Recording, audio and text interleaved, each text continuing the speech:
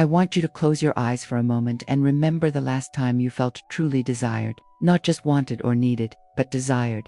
Can you remember? If you're struggling to find that memory, or if it feels like a lifetime ago, you're not alone. I'm going to share something deeply personal with you today, and I have a feeling it might sound familiar. 3 years ago, I looked in the mirror and realized I couldn't remember the last time my husband looked at me the way he used to. Not just glanced, but really looked. And somewhere along the way, I stopped looking at myself that way too.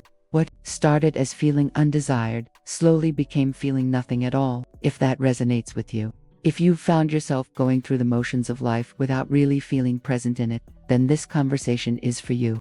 My name is Sarah. I'm 54 years old, and today, I want to talk about something that affects millions of women our age, but that we rarely discuss openly. What happens when we stop feeling desired, and how that can lead us down a path of emotional numbness that touches every aspect of our lives. Before we dive deep into this topic, I want you to know that everything I'm sharing today comes from a place of understanding, research, and most importantly, hope.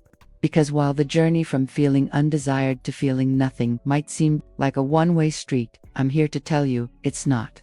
Let me start by acknowledging something we don't talk about enough. As women, especially as we enter our 50s and beyond, we face a unique set of challenges that our mother's generation rarely discussed openly. We're navigating menopause, empty nest syndrome, changing relationships, shifting hormones, and a society that often makes us feel invisible. Just when we're hitting some of our most powerful years, the connection between feeling desired and our overall emotional well-being is more profound than most people realize. When we stop feeling desired, whether by our partners, our communities, or even ourselves, it often triggers a cascade of emotional responses. We might start by thinking we're just being dramatic or sensitive. We tell ourselves it's normal, it's part of aging, it's just how things are supposed to be. But here's what I've learned through my own experience and through speaking with thousands of women.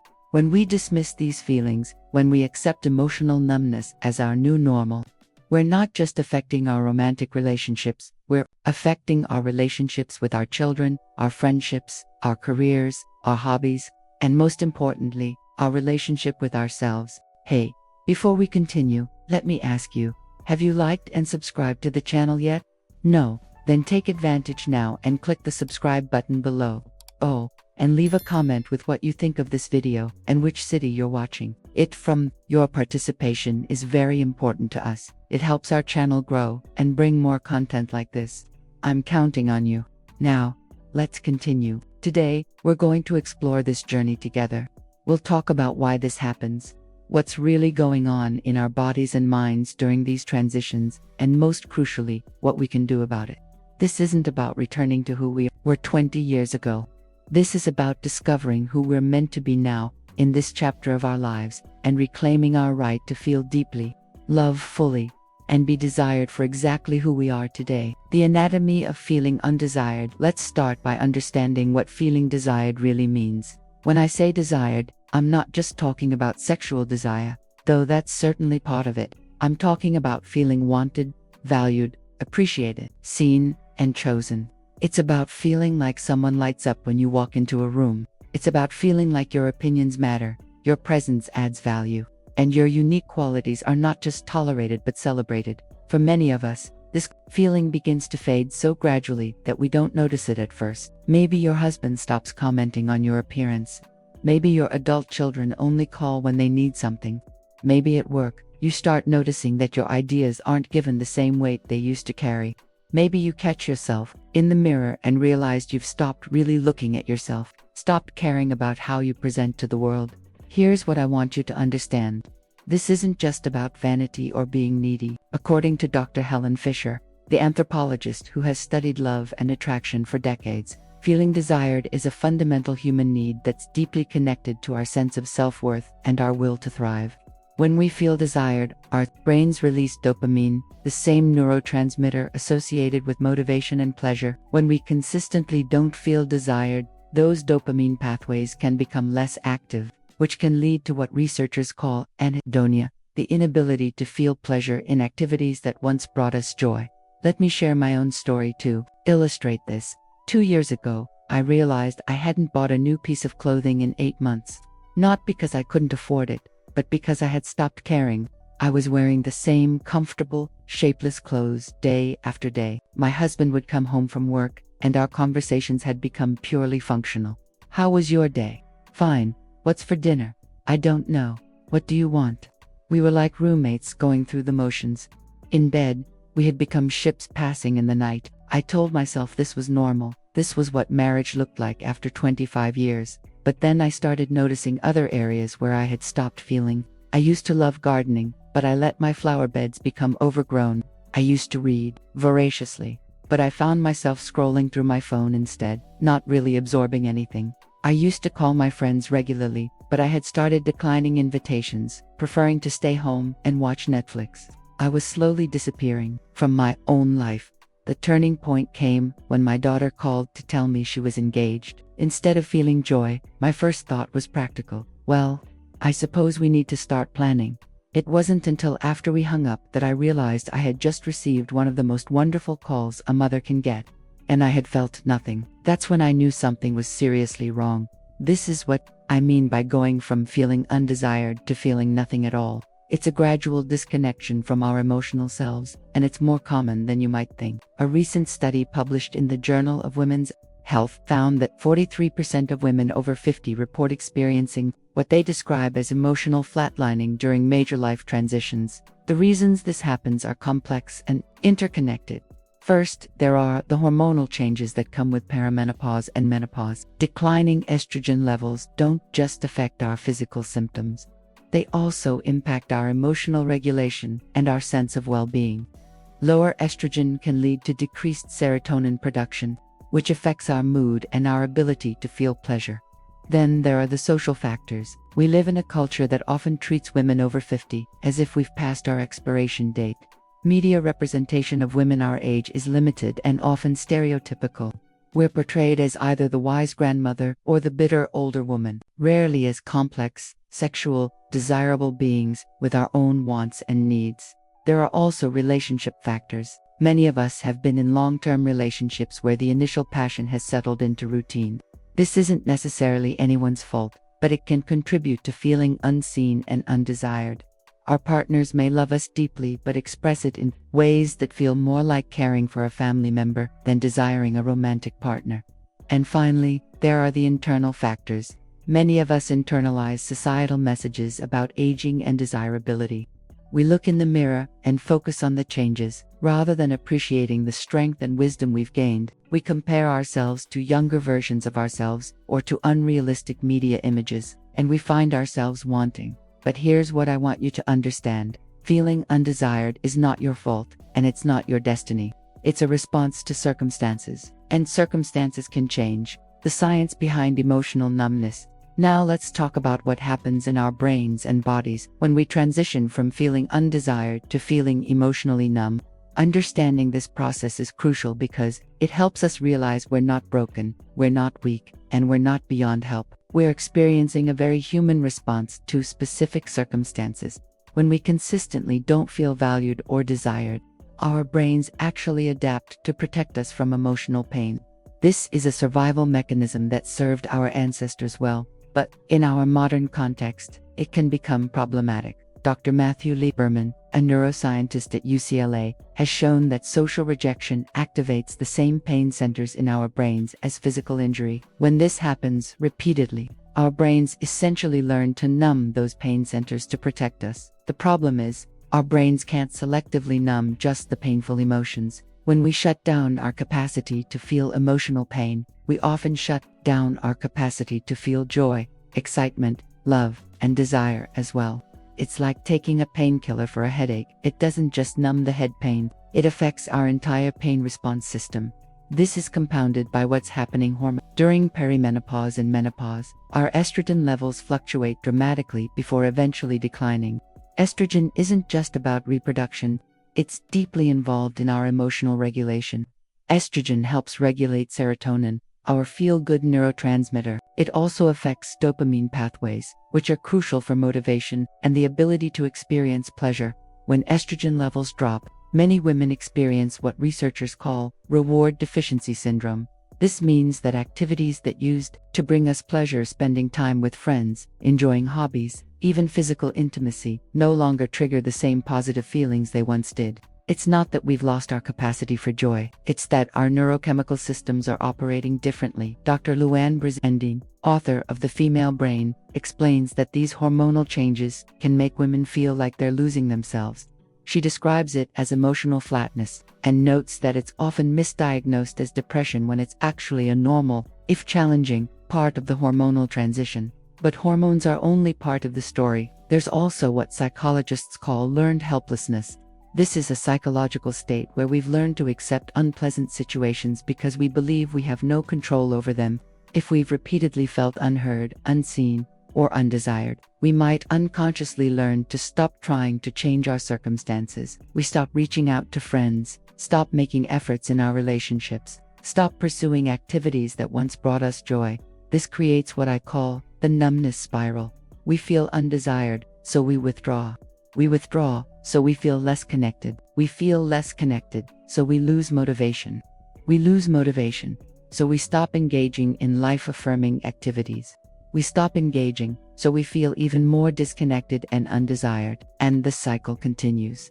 Another factor that contributes to emotional numbness is what researchers call caregiver fatigue.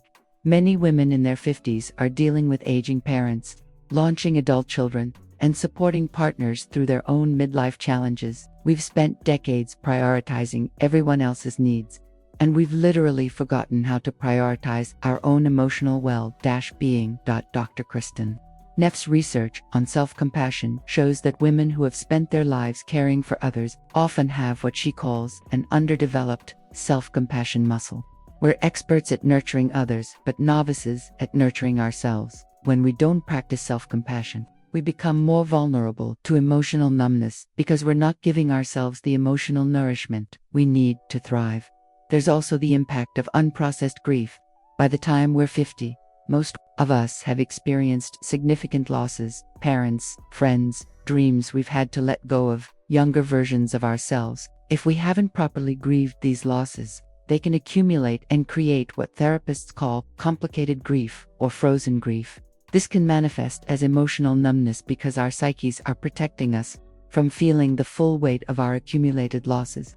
But here's the encouraging news. Neuroplasticity research shows us that our brains remain capable of forming new neural pathways throughout our lives.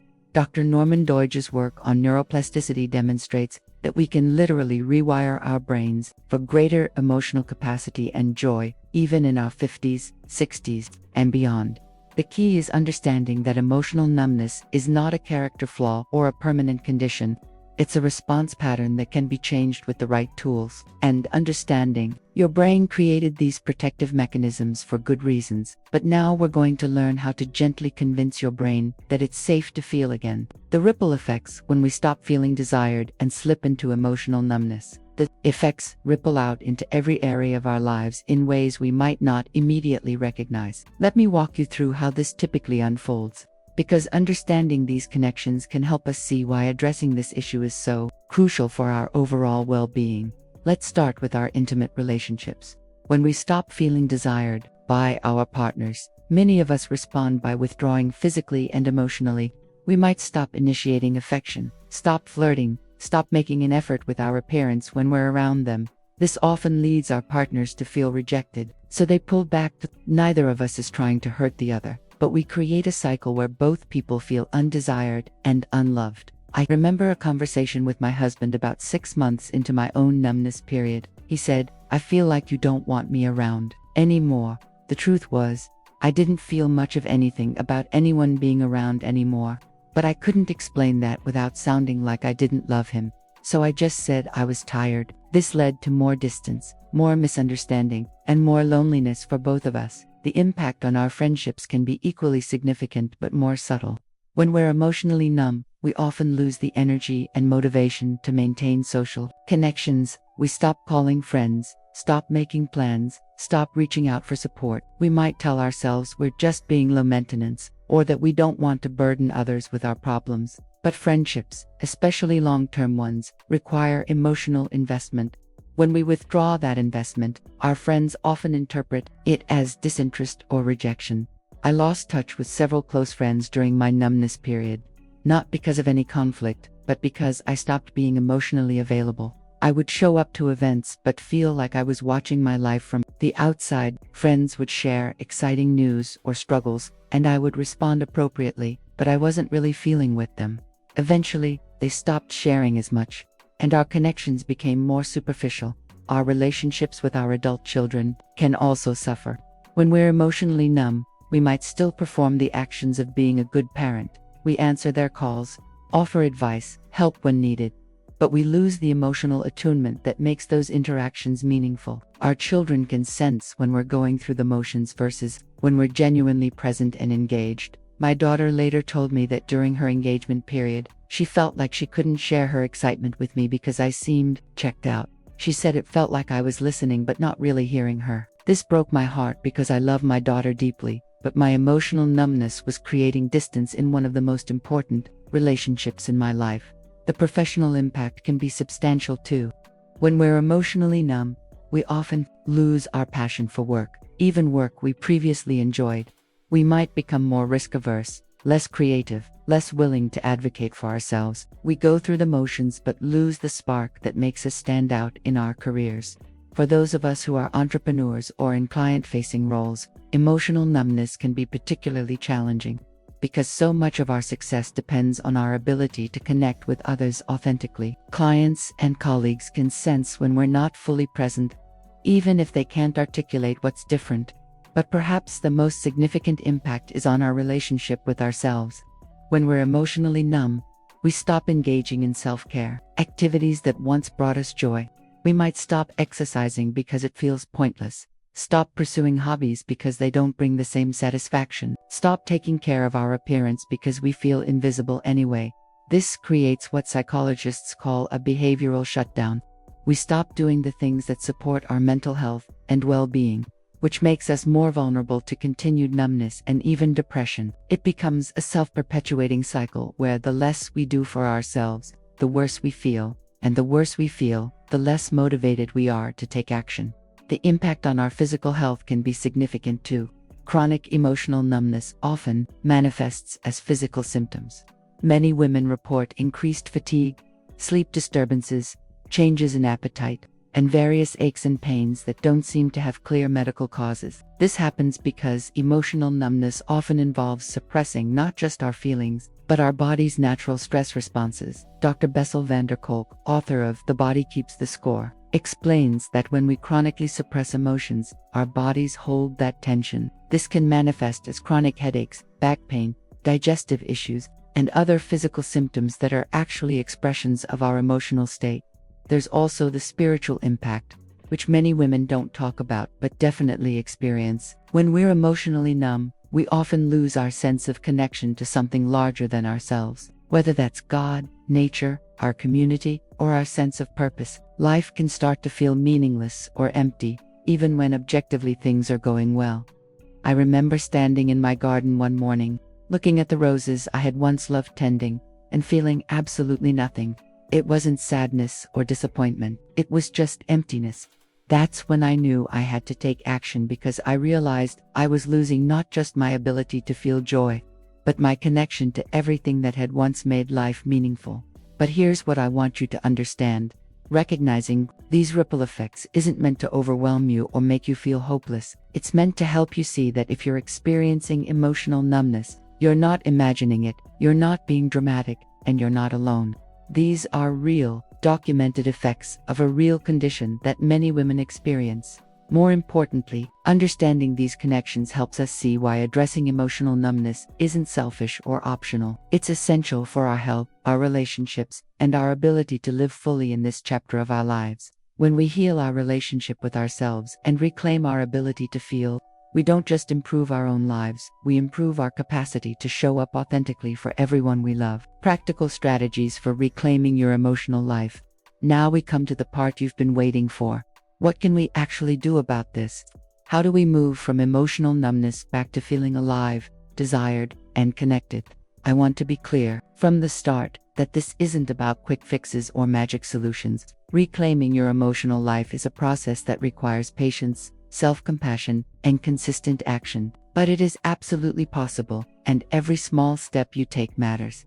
Let me start with what I call the foundation for areas that form the basis of emotional recovery. Think of these as the soil that allows everything else to grow. First is sleep. I know this might sound basic, but quality sleep is absolutely crucial for emotional regulation. When we're sleep deprived, our brains literally can't process emotions properly. The amygdala, which processes emotional information, becomes hyperactive, while the prefrontal cortex, which helps us regulate emotions, becomes less active. If you're not getting 7 to 9 hours of quality sleep regularly, that needs to be your first priority. Here's what quality sleep looks like: going to bed and waking up at consistent times, keeping your bedroom cool and dark, avoiding screens for at least an hour before bed, and creating a calming bedtime routine. If you're experiencing sleep disruptions due to menopause, talk to your healthcare provider about options. There are both hormonal and non-hormonal treatments that can help. Second is nutrition. Our brains need specific nutrients to produce the neurotransmitters that regulate mood and emotion. Omega-3 fatty acids, found in fish, walnuts, and flax seeds, are crucial for brain health. B vitamins, especially B12 and folate, support neurotransmitter production. Vitamin D, which many of us are deficient in, affects both mood and cognitive function. But beyond specific nutrients, blood sugar stability is crucial for emotional regulation. When our blood sugar spikes and crashes throughout the day, our emotions follow the same pattern. Eating regular meals with adequate protein and healthy fats helps maintain stable blood sugar and stable moods. Third is movement. Exercise isn't just good for our physical health. It's one of the most powerful tools we have for emotional regulation. Physical activity increases production of BDNF, brain-derived neurotrophic factor, which literally helps our brains grow new neural connections. It also increases production of endorphins, serotonin, and dopamine, all the neurotransmitters that help us feel good. You don't have to become a marathon runner. Even 20 minutes of walking daily can make a significant difference in your emotional well-being. The key is consistency and finding movement you actually enjoy. Dancing, swimming, gardening, yoga, whatever gets your body moving regularly. Fourth is social connection. This might be the hardest one when you're feeling emotionally numb, but it's also one of the most important. Human beings are wired for connection, and isolation perpetuates emotional numbness. Even when you don't feel like socializing, pushing yourself to maintain some social connections is crucial. Start small. Text one friend per day. Join one activity per week. Volunteer for one cause you care about. The goal isn't to become a social butterfly overnight. It's to maintain enough connection to remind your brain that you're part of a community. Now, let's talk about specific strategies for reconnecting with your ability to feel desired and desirable. This starts with what I call micro moments of self-appreciation, several times throughout each day. Take 30 seconds to acknowledge something you appreciate about yourself. It might be how you handled a challenging conversation, how your body carried you through the day, or simply the fact that you're trying to take better care of yourself. This isn't about false positivity or pretending everything is fine. It's about training your brain to notice the good alongside the difficult. When we're emotionally numb, we often lose the ability to see our own value. These micro moments help restore that capacity. Next, let's address the physical aspect of feeling desirable. I'm not talking about trying to look 20 again or conforming to unrealistic beauty standards. I'm talking about reconnecting with your body as a source of pleasure and strength rather than disappointment. Start with small acts of physical self-care that feel good to you. Take longer showers and really pay attention to the sensations. Use body lotion and notice how your skin feels. Wear clothes that make you feel comfortable and confident, even if you're just staying home. Get regular massages if you can afford them, or practice self-massage with oils that smell good to you. The goal is to rebuild a positive relationship with your physical self. When we feel disconnected from our bodies, it's much harder to feel desirable. When we start treating our bodies with care and attention, we begin to inhabit them more fully. Reconnecting with your sensuality is also important, and this isn't necessarily about sex, though it can include that. Sensuality is about engaging fully with your senses. Eat foods that taste amazing and really savor them. Listen to music that moves you. Spend time in nature and notice the colors, smells, and textures around you. Buy flowers for yourself and really look at them. When we're emotionally numb, we often go through life on autopilot, not really engaging with sensory experiences. Deliberately focusing on sensory pleasure helps wake up the parts of our brains responsible for joy and desire. Now, let's talk about relationships, starting with the most important one, your relationship with yourself. Many of us speak to ourselves in ways we would never speak to a friend. We criticize our appearance, our choices, our perceived failures. This internal criticism contributes to feeling undesirable because we're literally telling ourselves, we're not worthy of desire. Practice speaking to yourself with the same kindness you would show a dear friend. When you catch yourself in some thoughts, pause and ask, what would I say to my best friend if she was struggling with this? Then say that to yourself instead. Develop what I call a self-appreciation practice. Each evening, write down 3 things you appreciated about yourself that day. They can be small. You were patient with a difficult person. You made a healthy meal. You reached out to a friend. The size doesn't matter. The practice of noticing and acknowledging your positive qualities does. For intimate partnerships, communication is crucial. Many partners want to support us but don't know how. Have honest conversations about what you're experiencing. Explain that you're going through a difficult period but that it's not about them, and that you're actively working on it. Ask for specific types of support. Maybe you need more physical affection without pressure for sex. Maybe you need verbal affirmations. Maybe you need help with household tasks so you have more energy for emotional work. Don't expect your partner to guess what you need. Tell them directly. Plan regular connection activities that don't revolve around talking about problems. Take walks together, try new restaurants, play games, listen to music. The goal is to create positive shared experiences that remind you both why you chose each other. If you're single, focus on building a strong relationship with yourself first, then gradually opening yourself to new connections. Join groups based on interests rather than dating apps. Volunteer for causes you care about. Take classes that interest you. The goal is to put yourself in situations where you can connect with others authentically around shared interests. Rediscovering your sense of purpose is also crucial. When we feel emotionally numb, we often lose our sense of meaning and direction. What matters to you? What issues do you care about? What skills do you have that could benefit others? What dreams have you put on hold that might be worth revisiting? This doesn't have to be huge or dramatic. Maybe you start a small garden and share vegetables with neighbors. Maybe you mentor a younger woman in your field. Maybe you volunteer at a local animal shelter. Maybe you take up photography again. The goal is to engage in activities that feel meaningful to you and connect you with your sense of purpose. Creative expression can be particularly powerful for emotional healing. Our emotions often exist in a realm that's difficult to access through logic alone. Art, music, writing, and other creative activities can help us access and process emotions that we can't quite put into words. You don't have to be talented or produce anything worth sharing. Buy a sketchbook and draw for 15 minutes a day, even if you just draw circles. Write in a journal, even if you just describe what you had for breakfast. Sing in your car, even if you think you can't carry a tune. Dance in your living room, even if you feel awkward. The goal isn't to create masterpieces, it's to give your emotions an outlet and to reconnect with the playful, creative parts of yourself that may have been dormant. Finally, let's talk about professional support. Sometimes, despite our best efforts at self-care and lifestyle changes, we need additional help. This isn't a sign of weakness, it's a sign of wisdom and self-advocacy.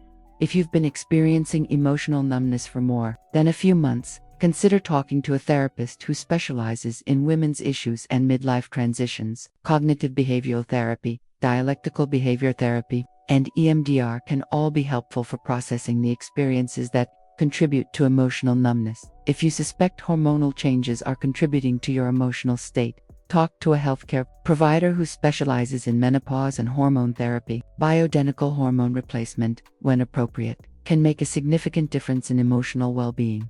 Some women also benefit from working with a life coach who specializes in midlife transitions. Coaches can help you clarify your values, set meaningful goals, and develop strategies for creating the life you want in this new chapter. Remember, asking for help isn't giving up on yourself. It's investing in yourself. You deserve to feel alive, connected, and valuable.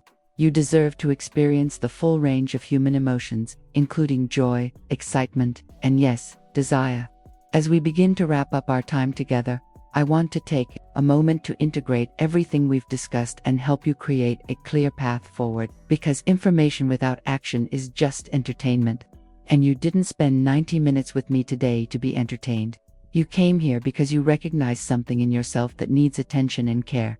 Let's recap the key insights we've explored. First, we established that the journey from feeling undesired to feeling emotionally numb is not a character flaw or a sign of weakness. It's a common human response to specific circumstances that many women face during midlife transitions. Your feelings are valid, your experience is real, and you are not alone in this struggle. We explored the science behind this experience, understanding that hormonal changes, neurochemical shifts, social factors, and psychological patterns all contribute to emotional numbness. This isn't something you've imagined or something you should just snap out of. It's a complex condition that requires a multifaceted approach to healing. We discussed the ripple effects of emotional numbness, how it impacts our intimate relationships, friendships, family connections, professional lives, physical health, and spiritual well-being. Understanding these connections helps us see why addressing emotional numbness isn't selfish self-improvement. It's essential maintenance for our overall life satisfaction and our ability to show up fully for the people we love. Most importantly, we covered practical, evidence-based strategies for reclaiming your emotional life. We talked about the foundation for sleep, nutrition, movement, and social connection. We explored specific techniques for rebuilding your sense of self-worth and desirability. We discussed how to improve your relationships and rediscover your sense of purpose and meaning. Now, I want to help you translate all of this into action, because knowing what to do and actually doing it are two very different things, especially when you're starting from a place of emotional numbness where motivation and energy might be limited. Here's what I recommend. Choose one area to focus on first. Don't try to overhaul your entire life overnight. That approach usually leads to overwhelm and abandonment of the process. Instead, pick the area that feels most accessible to you right now, or the area where you think small changes might have the biggest impact. If you're not sleeping well, start there. Commit to a consistent bedtime for 2 weeks and see how that affects your emotional state. If you're isolated, start with social connection. Send one text to one friend every day for a week. If you're disconnected from your body, start with gentle movement. Take a 10-minute walk every day after lunch. The key is to start small and be consistent. Small actions repeated daily create more lasting change than dramatic actions attempted sporadically. Your brain needs time to adapt to new patterns, and sustainable change happens gradually. I also want to address something that many of you might be thinking, but what if I try these things and they don't work? What if I'm beyond help? What if this is just who I am now? These thoughts are normal and understandable, but they're not accurate. Every single woman who has successfully moved through emotional numbness back to feeling alive and connected has had these same doubts. The path forward isn't linear. You'll have good days and difficult days. You'll make progress and then feel like you're sliding backward. This is normal and expected. Healing from emotional numbness isn't like recovering from a broken bone where you can see clear, measurable progress. It's more like tending a garden where growth happens slowly and sometimes invisibly before you see the results. Be patient with yourself. Celebrate small victories. If you feel a moment of genuine laughter, that's worth celebrating. If you find yourself looking forward to something, that's progress. If you have a meaningful conversation with a friend, that's healing in action. I want to share something personal that happened to me. About 6 months into my own recovery process, I was sitting in my garden early one morning, drinking coffee and watching the sunrise. Suddenly, I realized I was actually tasting the coffee, really seeing the colors in the sky, feeling grateful for the quiet moment. It was such a simple experience, but it was the first time in months that I had been fully present and engaged with life, rather than just going through the motions. That moment didn't happen because I followed some perfect formula or because I had completely healed. It happened because I had been consistently taking small steps to care for myself, and gradually, my capacity to feel and be present returned. That's how this process works, not through dramatic transformation, but through gentle, consistent nurturing of yourself back to life. I also want to acknowledge that for some of you, the path forward might include professional support, and that's not only okay, it's wise. If you've been struggling with emotional numbness for an extended period, if you're having thoughts of self-harm, if your relationships are seriously damaged, or if you simply feel like you need more support than self-help strategies can provide, please reach out to a qualified professional. There are therapists who specialize in women's midlife transitions, hormone specialists who understand the connection between physical and emotional well-being, and life coaches who can help you navigate this chapter of your life with clarity and purpose. Seeking professional help isn't admitting defeat, it's demonstrating self-respect and commitment to your well-being. As we prepare to close our time together, I want to leave you with this truth. You are not too old to feel deeply, love passionately, and be desired authentically. The narrative that tells us women over 50 should accept invisibility and emotional flatness is false and harmful. You have decades of life ahead of you, and you deserve to live those years fully engaged, emotionally alive, and confident in your worth. The woman you are today, with all your experiences, wisdom, and strength, is worthy of desire, love, and joy. Not the woman you were 20 years ago, not some idealized version of yourself, but exactly who you are right now. Your journey through emotional numbness doesn't diminish your value. It deepens your capacity for compassion, resilience, and authenticity. You have survived challenges that would have devastated your younger self. You have wisdom that can only come from lived experience. You have strength that has been tested and proven. You have love to give and receive that is deeper and more meaningful than anything you might have experienced in your youth. This chapter of your life isn't an epilogue. It's a new beginning. And new beginnings, by definition, are full of possibility. Before we part ways today, I want to give you some specific next steps and ways to continue this journey beyond our conversation. First, I want you to make a commitment to yourself right now. Not a huge, overwhelming commitment, but a small, manageable one that you can start today. Maybe it's going to bed 30 minutes earlier tonight. Maybe it's texting one friend you haven't talked to in a while. Maybe it's looking in the mirror and saying one kind thing to yourself. Choose something small but meaningful and commit to doing it. Second, I want you to join our community. In the description below this video, you'll find links to our private Facebook group where thousands of women are supporting each other through similar journeys. This isn't about selling you anything. It's about connection. You'll find women who understand exactly what you're going through, who can offer encouragement on difficult days, and who will celebrate your victories, no matter how small they might seem. Third, if this conversation has resonated with you, please share it. Share it with friends who might be struggling silently. Share it with daughters who might be watching their mothers go through this transition. Share it with anyone who might benefit from understanding that emotional numbness isn't a life sentence, and that feeling desired and alive at 50 plus isn't just possible. It's your birthright. I also want to let you know about some resources I've created specifically for women navigating this journey. I've developed a free 7-day email series called Rekindling Your Inner Fire that provides daily practices and insights for moving from numbness back to feeling. You can sign up for that in the description below. No spam, no sales pitches, just daily encouragement and practical tools delivered directly to your inbox. For those of you who want to go deeper, I also offer a 12-week online program called Desired and Alive, Reclaiming Your Emotional Life After 50. This program combines everything we've discussed today with weekly group coaching calls, workbooks, meditation practices, and a supportive community of women on similar journeys.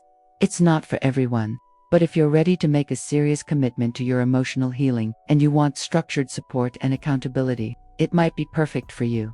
But here's what I want you to remember. You don't need to buy anything or join anything to start healing. Everything you need to begin is available to you right now. The most expensive program in the world won't help you if you don't believe you're worth the effort.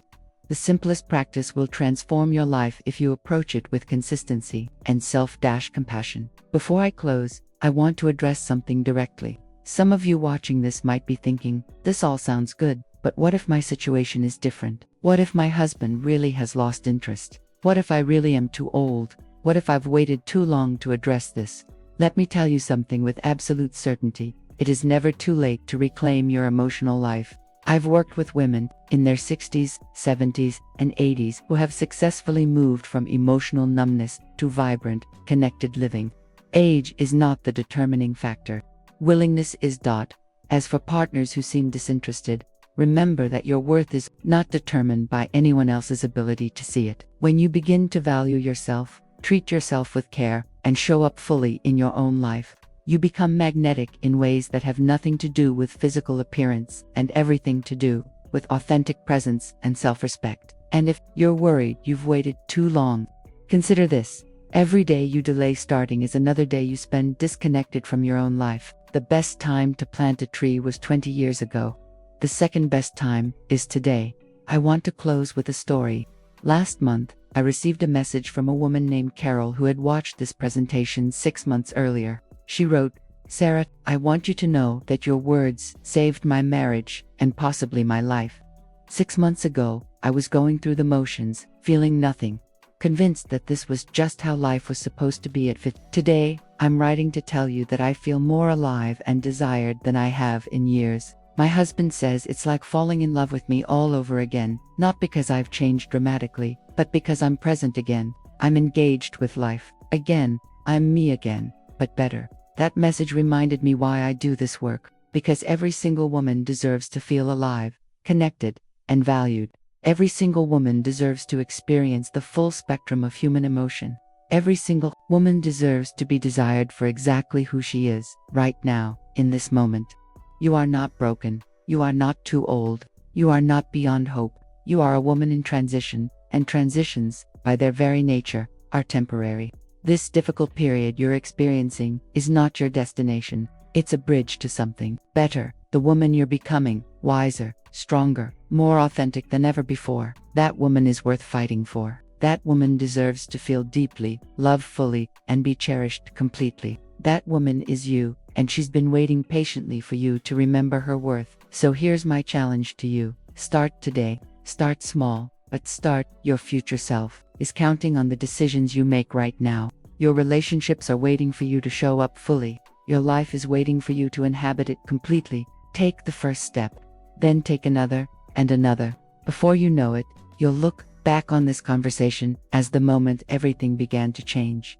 Thank you for spending this time with me. Thank you for your courage in confronting these difficult topics. Thank you for believing that you deserve better, and for being willing to work toward it. Remember, you are seen, you are valued, and you are absolutely worthy of a life filled with connection, joy, and yes, desire. Now, go live that life. If this video has helped you in any way, please give it a thumbs up so more women can find it. Subscribe to the channel for more content like this, and ring that notification bell so you never miss an update. Share your thoughts and experiences in the comments below. Your story might be exactly what another woman needs to hear to take her first step toward healing. Until next time, be gentle with yourself, be patient with your progress, and remember, your best chapters are still being written.